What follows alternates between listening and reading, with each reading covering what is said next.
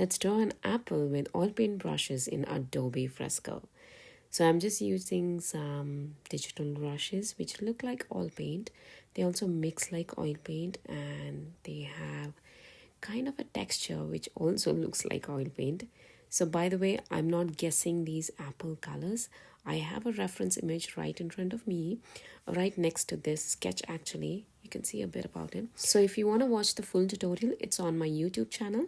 That is Print Me Some Color. You can go ahead and check it out.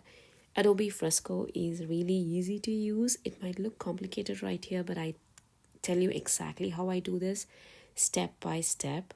And I've had so many people try to mimic this and get absolutely amazing results.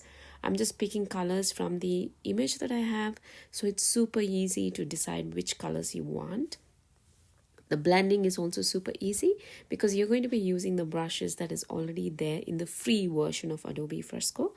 So you can start off with that and experiment, and look at this. They look so great. Okay, I think I'm almost done with this, and I hope you enjoyed this process.